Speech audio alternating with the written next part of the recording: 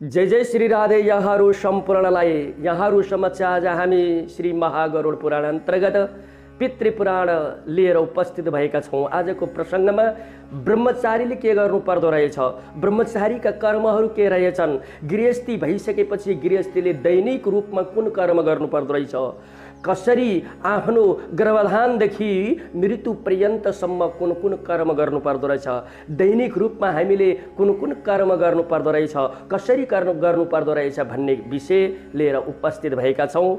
यही प्रसङ्ग अत्यन्त पावन पवित्र क्षेत्र भनेको नैमिषा नाम गरेको क्षेत्रमा शौनकादि 88,000 ईश्वरलाई सूत पौराणिक नाम गरेका महामुनिले र भगवान साम्ब सदा शिवजीमाथि जगतनारायण भगवानले प्रस्तुत गरेको प्रसङ्ग यहाँहरू समक्ष आज हामी प्रस्तुत गर्दैछौँ। यहाँहरूले आजसम्मका प्रसङ्गहरू महागरुड पुराण अन्तर्गत कुन कुन प्रसङ्ग हुँदा रहेछन्, प्रत्येक अध्यायबाट प्रत्येक प्रसङ्गहरू नछोडिकन यहाँहरू समक्ष हामी प्रस्तुत गरेका थियौँ। आजको प्रसङ्गमा जब मनुष्य चोला पाइसकेपछि यो जीवनलाई उत्तम गति कसरी बनाउने, आफू स्वयं कर्मवान, आफू स्वयं कर्मनिष्ठ सामर्थ्यवान बनेर आफ्नो र आफूभन्दा माथिका पितृहरूको उत्तम गतिमा बास र आफूभन्दा तलका सन्ततिलाई कसरी कल्याण हुँदो रहेछ भन्ने विषयमा सबैभन्दा पहिला राजन गर्भधान मृतौ पुंस सवनं स्पन्दनात् पुरा षष्ठे अष्टमेवा सीमन्त प्रसवो जातकर्मचः। जब पुरुष र स्त्रीको तत्त्व स्त्रीमा प्रवेश गरिसकेपछि, जब ऋतुकाल भइसकेपछि सबैभन्दा पहिला गर्भदान गर्ने हो। त्यसै अनि त्यसपछि गएर पुंसवन गर्नु। गर्भदान भएको 8औं महिनामा के गर्नु भन्दा सीमन्त नाम गरेको कर्म गर्नु। जन्मिसकेपछि जात कर्म गर्नु। जब जन्मेको 11औं दिनका दिन नामकरण गर्नु अनि 11औं दिनमा जब नामकरण गरिसकेपछि 4 महिनामा निष्क्रमण गर्नु, 6 महिनामा अन्नप्राश गर्नु, कुल र रीतिरिवाज अनुसार चूडाकर्म गर्नु। यसरी कर्महरू गर्दै गर्दै आउने हो भने गर्भदानमा भएका पापहरू अथवा जानेर अथवा अन्जानमा गरेका पापहरू सारा नष्ट भएर जान्छन्। यसरी गर्दै गर्दै गरियो भने कर्म, यसरी कर्म गर्दै गर्दै आइयो भने हामी सम्पूर्ण उत्तम खालको सम्पूर्ण कर्म गर्ने शास्त्रज्ञ खालको त्यस्ता खालका सन्तति जन्मन्छन्, राजन हुन्छन्। अनि गर्भाष्टमाष्टमे बापदे ब्राह्मण सोपनायनम राज्ञमेकादशे सैके विषमेक यथा कुलम। राजन यसरी गर्भधान, पुंसवन, सीमन्त नामकरण, चूडाकर्म आदि कर्मका कुरा सारा गर्दै गर्दै आइसकेपछि गर्भको वा गर्भदेखि जन्मेकोदेखि ब्राह्मणको 8 वर्षमा, क्षत्रियको 11 वर्षमा, अन्य जनहरूको आफ्नै कुल र रीतिरिवाज अनुसार कुल रीतिरिवाज अनुसारबाट उपनयन भनेको द्विजत्व सिद्धिको लागि कर्म अधिकारको लागि यज्ञोपवीत संस्कार गर्नुपर्दछ। जब द्विजत्व प्राप्ति उपनयन भइसकेपछि आफ्नो कर्मत्व सिद्धिको लागि गुरुबाट मन्त्र पाएको मन्त्र जाप गर्नु, गुरुबाट पाएको महाव्यर्थी नाम आदि मन्त्रहरू जाप गर्नु, सन्ध्या गर्नु, वन्दन गर्नु, हरिहरात्मक आचमन गर्नु। यसरी सारा गर्दै गर्दा आइसकेपछि वेदको अध्ययन गर्नु, पुराण उपनिषदको अध्ययन गर्नु अनि गुरुले दिएको मन्त्र सधैँ जाप गर्नु। गुरुले दिएको मन्त्र जाप गरियो भने मननात् त्रायते इति मन्त्र, त्यो गुरुले दिएको मन्त्र जाप गर्ने हो भने हामी भित्र लुप्त भएका इन्द्रियहरू सक्रिय र ऊर्जावान हुन्छन्। त्यही भएको कारणले त्यही गुरुले दिएको मन्त्रद्वारा प्रणाम गर्नु अनि गुरुले दिएको मन्त्र सधैँ सधैँ सदा सदा नित्य जाप गर्नु। त्यही गुरुले दिएको मन्त्रबाट, मन्त्रको शक्तिबाट हामी भित्र लुप्त भएका ती ऊर्जा शक्तिहरू जागृत अवस्थामा हुन्छन्। त्यही भएर मन्त्र सधैँ जाप्नुपर्छ। जबसम्म मन्त्र जाप गरिँदैन तबसम्म देह यो शरीर शुद्धि हुँदैन। शरीर शुद्धि भयो भने अन्तरात्मामा भएको मन पनि शुद्धि हुन्छ। ती विकारहरू नष्ट भएर सात्विकपना आउँछ। त्यही भएको कारणले गर्दा राजन के गर्नुपर्छ भन्दा गुरुले दिएको मन्त्र सधैँ जाप गर्नुपर्दछ।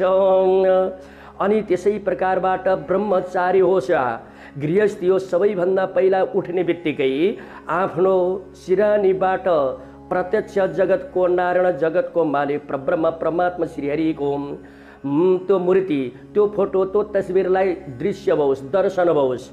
अनि उठिसकेपछि सबैभन्दा पहिला पूर्व या उत्तर विमुख भूत्वा पूर्व या उत्तरतिर फर्केर कराग्रे बसते लक्ष्मी करमध्ये सरस्वती करमूले थितो ब्रह्म प्रभार्थे करदर्शनम भनेर यसरी हातमा दर्शन गर्नु।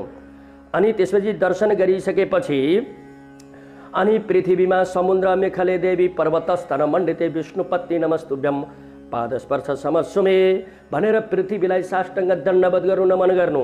हे पृथ्वी माता, हजुरमाथि हामी हिँडिन्छ, हजुरमाथि खनिन्छ, हजुरमाथि हामी दगुरिन्छ। त्यो जानेर अन्जानमा बाध्यताले हिँड्नु र कुद्नु खड्नु परेको कारणले गर्दा पनि हामीबाट कुनै पनि प्रकारका पापहरू नलाओस्, हामीमाथि क्षमेश्वर परमेश्वरी क्षमा गर्नु भनेर पृथ्वीमा दण्डवत गर्नु, नमन गर्नु। यसरी उठिसकेपछि सबैभन्दा पहिला कहाँ गइन्छ भन्दा शौच गइन्छ। अनि शौच जाने बेलामा यदि जनैधारी छ भने दीर्घ शौच गरेको बेलामा दुवै कानमा जनै राख्नु, यदि लघु शङ्का गरिन्छ भने दाहिने कानमा राख्नु। अनि त्यसपछि शौच अथवा लघु शङ्का गरेर अनि उत्तरतिर फर्केर दक्षिणतिर फर्काएर मलमूत्र त्याग्नु।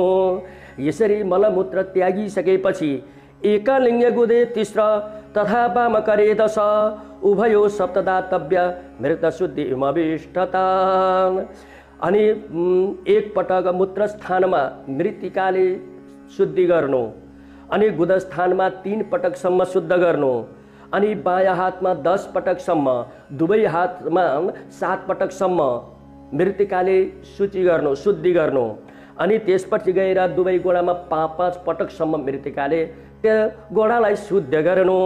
यदि दीर्घ शङ्का गरेको रहेछ भने 16 पटक कुल्ला गर्नु के। अनि त्यसपछि लघु शङ्का गरेको रहेछ भने 5 पटकसम्म कुल्ला गर्नु।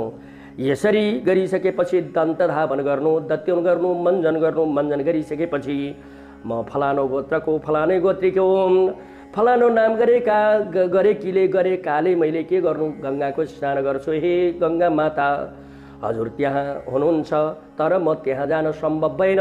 यही मैले नुहाउन थालेको ठाउँमा हजुर आएर विराजमान गर्नु, अनि मैले त्यहाँ गएर नुहाएको फल यहाँ प्राप्ति होस्। हे गङ्गा भनेर प्रार्थना गर्नु। गङ्गे च यमुने चैव गोदावरी सरस्वती नर्मदे सिन्धु कावेरी जलेस्मिन् सन्धिनी कुरु गङ्गा यमुना सरस्वती गोदावरी नर्मदा सिन्धु कावेरी गण्डकी नारायणी बागमती कोशी कर्णाली भागीरथी आदि गरेका हे गङ्गा। गङ्गा गनेर गङ्गालाई स्मरण गर्नु र भगवान साम्ब सदा शिवजीलाई हर हर महादेव भनेर स्नान गर्नु राजेन। यसरी स्नान गरिसकेपछि अनि त्यही जलको चन्दन लगाउनु, अनि गुरुले दिएको मन्त्र जाप गर्नु। सूर्यनारायण भगवानलाई के गर्नु भन्दा स्मरण गर्नु।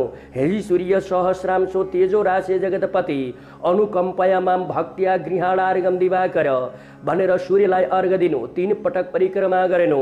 अनि अरू यो मन्त्र जानिँदैन भने ओम घृणी सूर्याय नमः भनेर सूर्यलाई अर्घ दिनु, सूर्यलाई नतमस्तक गर्नु। अनि प्रणाम गर्नु, गुरुले दिएको मन्त्रले प्रणाम गर्नु। अनि सन्ध्या गर्नु, वन्दन गर्नु, हरिहरात्मक आचमन गर्नु। अनि आफ्ना इष्ट देवताको सारा दैनिक रूपमा पूजा गर्नु। उनै इष्ट देवताको चरणारविन्ददेखि मुखारविन्दसम्म नमन गर्दै स्मरण गर्दै गुरुले दिएको मन्त्रलाई जाप गर्नु। जब यसरी सन्ध्या वन्दन सारा सकिसकेपछि भगवानलाई साष्टाङ्ग प्रणाम गर्नु, दण्डवत गर्नु। अनि माता र पिता गुरुको चरणारविन्दमा नतमस्तक बन्नु। यसरी गरेको कर्मले के हुन्छ भन्दा यज्ञानम तपसा चैव शुभनां चैव कर्मणाम हामी सबैको कल्याण हुन्छ। अनि यदि कसै गर्यो भने आफू भन्दा तलका आउने सन्ततिलाई पनि अत्यन्त राम्रो हुन्छ। यसरी कर्म गरियो भने आफू भन्दा माथिका अग्रज पितृ आदिहरू पनि तृप्त भएर उनको आशीर्वाद प्राप्ति हुन्छ। राजन, यसरी मैले तिमीलाई ब्रह्मचारी र गृहस्थीले अथवा अन्यजनले दैनिक बिहानको समयमा ब्रह्म मुहुर्तमा देखि गर्नुपर्ने कार्य भने अब गृहस्थीको धर्म के हो, धर्म के हो, कर्म के हो, कर्तव्य के हो, नियम के हो, गृहस्थीले के गर्नु पर्दो रहेछ, कसरी कर्म गर्नु पर्दो रहेछ भन्ने विषयमा जब मनुष्य ब्रह्मचारीबाट गृहस्थी आश्रममा प्रवेश गर्ने भन्दा पहिला कुलदेवीको पूजा गर्नुपर्छ के। हे कुलदेवी, हजुरले हामीलाई सदा सदा कृपा गर्दै आउनु भएको छ। अब म अहिलेसम्म ब्रह्मचारीमा थिएँ, अब मैले गृहस्थी आश्रम अपनाउन थालेको कारणले गर्दा मैले हजुरको पूजा गर्छु भनेर कुलदेवीको अत्यन्त विधि र विधान धुमधामसँग कुलदेवीको पूजा गरेनु। जब पूजा गरिसकेपछि पत्नी मनोरमां देई मनोविरित्यनुसारिणीं तारिणीं दुर्ग संसारम सागरस्य कुलोद्भवाम 32 अक्षरले 32 लक्षणले युक्त भएकी अनि कुलको दीपनायकमा सम्पूर्ण रोशनी प्रकाश पार्न सक्ने सामर्थ्यवान भएकी अनि तिमीलाई मैले विवाह गर्न लागेको छु। तिमीबाट कुलको दीपनायक कुललाई उत्तम खालको तार्ने र योग्य खालको पुत्र जन्माउने खालकी हे देवी मलाई पत्नी प्रदान गर्नु भनेर कुलदेवीको पूजा गर्नु। त्यसपछि गएर तस्मात् सप्तमा ऊर्ध्वं मातृत पितृतस्तथा आफूसँग मिल्दोजुल्दो गुणगण नारी सारा मिलाएर दाजुभाइ भएकी अनि बाबापट्टि 7 पुस्ता र आमापट्टि 5 पुस्ता नागेकोलाई मात्र विवाह गर्नु। बाबापट्टि 7 पुस्ताभन्दा पहिल्यै अनि परैको भनेर विवाह गर्नु चाहिँ हुँदैन। अनि त्यसपछि आमापट्टि 5 पुस्ता नागेको हुनु पर्यो, त्यसलाई मात्र विवाह गर्नु। ब्रह्मो विवाह हुय दीयते सक्कतलङ्कृता तज्ज पुनान्तु भयत पुरुषान्येकविंशतिम्। जब विवाह गर्दा सबै कुरो मिलाएर उत्तम तिथि मिति मुहूर्त नक्षत्र कर्णयोग बेला पारेर विवाह गर्नुपर्छ। जहिले फुर्सद भयो त्यहीले विवाह गरेर चाहिँ हुँदैन। अनि त्यसै प्रकारबाट विधि विधान र रीतिरिवाज अनुसार पूजा गर्नुपर्दछ, विवाह गर्नुपर्दछ। अनि विवाह र मिति समानुपातिक समानमा गर्नुपर्दछ। किनभने यदि विवाह गर्दा पनि मिल्दोजुल्दोमा आफू समानमा गर्नुपर्दछ। अनि उत्तम तिथि मिति मुहूर्त नक्षत्र कर्णयोग बेला पारेर के गर्नु भन्दा विवाह गर्नु। अनि त्यसरी गर्ने विवाहलाई ब्रह्म विवाह भनिन्छ। यसैबाट जन्मिएका सन्तानले 21 कुलसम्मका पितृहरूलाई उत्तम गतिमा लिएर जाने सामर्थ्य यिनीथेम हुन्छ। जब विवाह गर्दा सौगोत्रीमा वर्षक नगरेनु अनि विवाह गर्दाखेरि इन्द्रियणी अथवा अष्ट चिरञ्जीवी देवी देवताहरूको पूजा गरेर मात्रै विवाह गरेनु। अनि 8 किसिमका विवाह मध्येमा यो यसरी गरिने विवाहलाई ब्रह्म विवाह भनिन्छ। यिनीबाट जन्मिएका सन्ततिलाई के हुन्छ भन्दा 21 कुलसम्मका कुलपितृहरू प्रसन्न हुन्छन्। अब यज्ञको ऋतुजलाई बोलाएर कन्यादान गरियो भने त्यो आर्ष विवाह हो। यिनीबाट जन्मेका सन्तानबाट कति कुलसम्मका पितृहरू तर्छन् भन्दा 14 कुलसम्मका पितृहरू तर्छन्। अर्को विवाह हो प्रजापत्य विवाह। यो प्रजापत्य विवाह भनेको आफ्नो धर्म पुरा होस् अनि भनेर कन्या दियोस् भने यो विवाह प्रजापत्य विवाह हो। यिनबाट जन्मेका बच्चाबाट 13 कुलसम्मको पितृहरू तर्दछन्।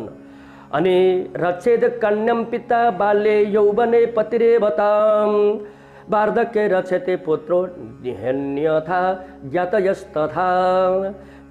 कन्यालाई चाहिँ बाल्यकालमा कसले रक्षा गर्छ भन्दा माता पिताले रक्षा गर्छन्।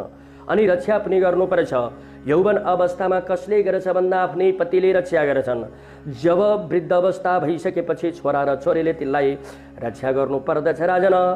जब परस्त्री भइसकेपछि जब स्त्री भइसकेपछि खाली समयमा व्यर्थका कुरा काटेर बस्नु हुँदैन। ओ वल्लो घर गयो पल्लो घर गयो यो त यस्तो रहेछ यो त यस्ती रहेछ यसले यसो भनौँ भनेर यस्ता व्यर्थका कुरा गर्नु हुँदैन। खाली भएको बेलामा भगवानको ध्यान मनन चिन्तन कीर्तन गर्नु। खाली भएको बेलामा टपरी दुना बातीहरू काटेर व्यर्थ गर्नु केही सकिँदैन भने अनि खाली कापीमा राम राम राम लेखेर अनि समय व्यतीत गर्नु। व्यर्थका कुरा गर्दै नगर्नु। पतिम बिना न तिष्ठेत दिवा वा यति वा निशी। जब स्त्री भइसकेपछि परपुरुषहरू भएको ठाउँमा बस्नु हुँदैन। एकान्त आदिमा परपुरुषसँग बस्नु हुँदैन। अनि आफ्नै पतिलाई परम पिता परमेश्वर मानेर सम्झेर त्यसरी बस्नु पर्छ राजन। न तु मेहन्ददी छाय भस्म गोष्ठाम्बुवत मसु न प्रत्यर्म्यर्क गो सोम सन्ध्याम्बु स्त्री दिजी जन्म नाम। राजन जब मलमूत्र त्याग्ने बेलामा कुन ठाउँमा त्याग्न उचित हुन्छ अथवा कुन ठाउँमा त्याग्नु हुँदैन मलमूत्र आदि भन्दा नदी पानी भएको ठाउँमा मलमूत्र त्याग्नु हुँदैन। जलका मालिक बनेका वरुण भगवानको अपमान हुन्छ। त्यहाँ भएका सम्पूर्ण देवी देवताहरूको अपमान भएको कारणले गर्दा नदीमा मलमूत्र त्याग्नु हुँदैन। नालाहरूमा मलमूत्र त्याग्नु हुँदैन। छाया परेको ठाउँमा मलमूत्र त्याग्नु हुँदैन। भस्म भनेको खरानी गोठामा दोबाटोमा अग्निमा गाई गोठामा र अनि पानीमा अनि स्त्री र ब्राह्मणको सान्निध्यतामा बाँस र केराको फेदा आदिमा मलमूत्र कहिल्यै पनि त्याग्न हुँदैन।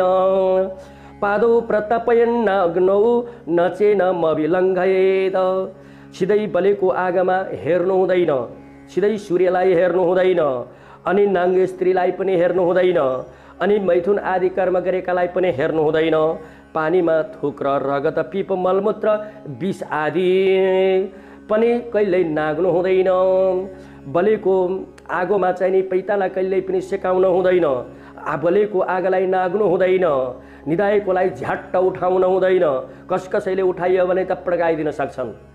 त्यसै भएको कारणले अझ त्यो मात्र होइन, सञ्च निदाएकोलाई आरामसित निदाएको व्यक्तिलाई झ्याट्ट उठायो भने उसको अनि दिमागमा र हृदयमा चाहिँ असर पर्न सक्छ। त्यही भएको कारणले निदाएको व्यक्तिलाई झट्ट उठाउन हुँदैन।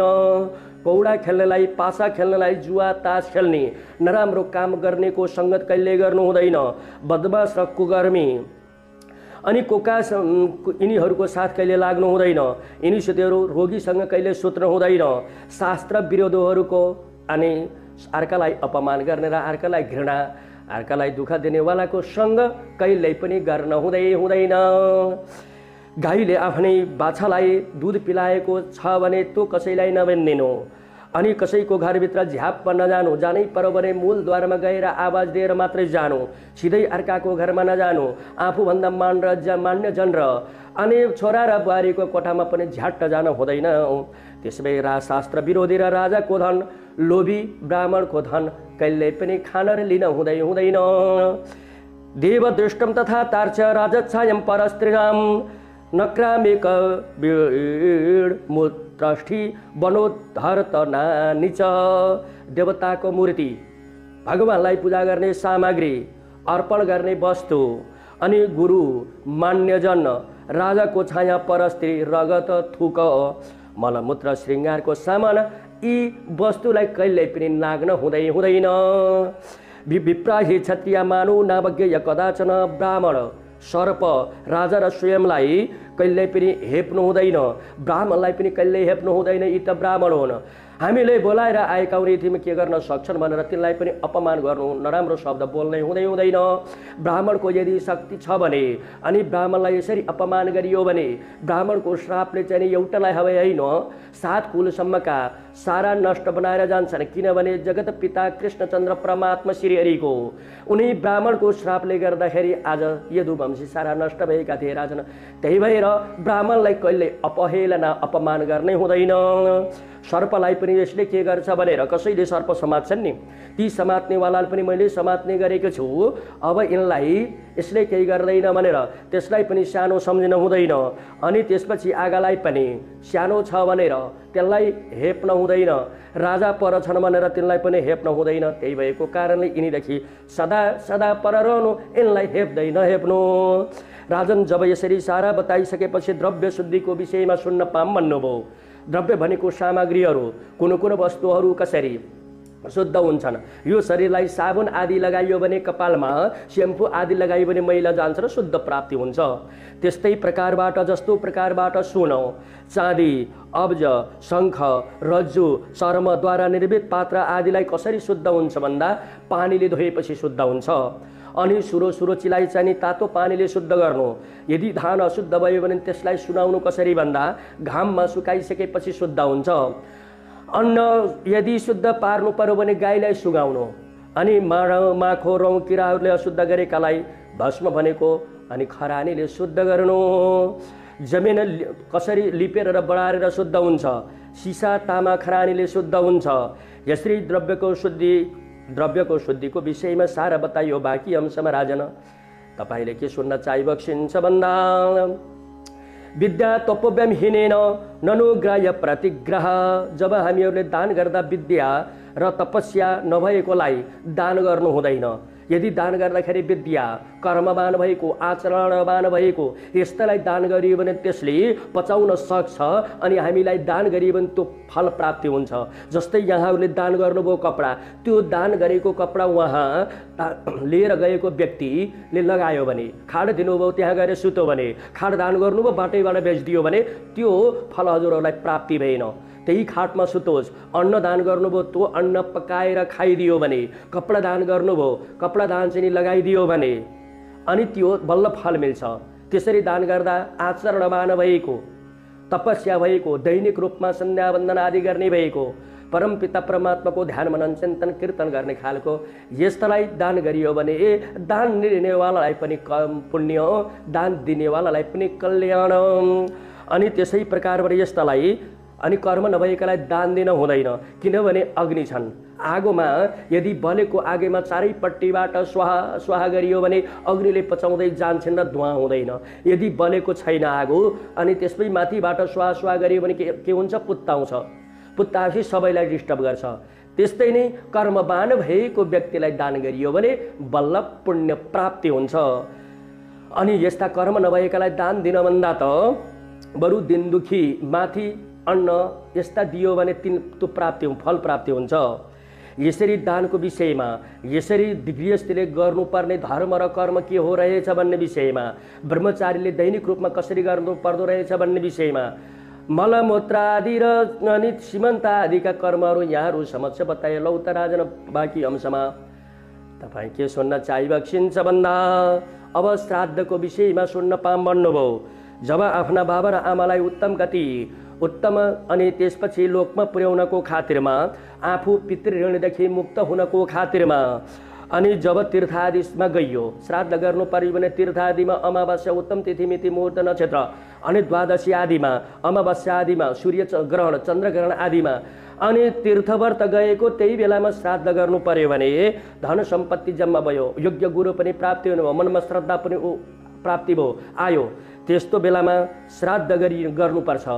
जति बेला यी सबै कुराहरू जोड्छन् त्यही श्राद्धको समय हो। जब हामीहरूले तिथि महालय श्राद्ध गर्दा पुत्र वा भ्रातृ वा बापी दौहित्र पौत्रकस्तथा पितृकार्य प्रसक्ता एके यान्ति परमां गतिम, पितृकार्य प्रसक्ता एते यान्ति परमां गतिम। अनि श्राद्ध गर्दाखेरि पुत्रलाई बोलाउनु, अनि भाइलाई बोलाउनु, नातिलाई बोलाउनु, पौत्र आदिलाई बोलाउनु अनि श्राद्ध गर्दै अत्यन्त आवश्यक हुन्छन्। अनि गएर पत्नी, ऋत्विक, छोरी, ज्वाइँ, आचार्य, बलि, वैश्वदेव, कर्मनिष्ठ ब्राह्मण दाजुभाइ आदिलाई पनि बोलाएर श्राद्ध गर्नुपर्दछ। अवैश्रवास्ते सर्वे श्राद्धर्हार न कदाचन। श्राद्धमा रोगी, अङ्गहीन भएको, आचारहीन भएको, भगवान विष्णुको भक्त नभएकोलाई श्राद्धमा बोलाउन हुँदैन, पुज्न पनि हुँदैन। उत्तम कर्म भएका विद्वान भक्त आचारवान सरल ब्राह्मणद्वारा पद्धति अनुसार श्राद्ध गर्नुपर्दछ। यसरी विधि विधान श्राद्ध, विधि विधानले श्राद्ध गरिसकेपछि प्रार्थना गर्नु। सम्पूर्ण श्राद्ध गरिसकेपछि पितृसँग प्रार्थना गर्नु। कसरी प्रार्थना गर्नु? दातारो नोभिवर्धन्तां वेदा सन्तन्तिरेव च श्रद्धा चनो मा व्यगमत बहुदेयम चनो तिथि। हे पितृदेवताहरू, हजुरलाई हामीले जुन सामग्री, जुन वस्तुहरू उपलब्ध भयो त्यसैले श्राद्ध विधिले अर्चना गरियो। अनि हामीले गरेको कर्मको प्रभावबाट हामीलाई पुत्र पौत्र आदिले सम्पूर्ण भरिपर गराउन अनि त्यसपछि दान दिइरहन पाइयोस्, यसरी कर्म गर्न पाइरहोस्, सद्भाव सद्भक्ति जागोस् भनेर प्रार्थना गर्नु पितृसँग। अभिषाण्येन वैर्मासं पायसेन तुवत् शरम। महिना या मासिक श्राद्ध आदि गर्दा कुम्भ, सानोदका कुम्भ दान गर्नु। अनि त्यसपछि वर्ष दिन पुगिसकेपछि श्राद्ध गर्दा भरसक लाएर पुगेसम्म खिर पकाएर नै पिण्ड दिनु। शास्त्रेण निहतानां तो चतुर्दशं प्रतीयते।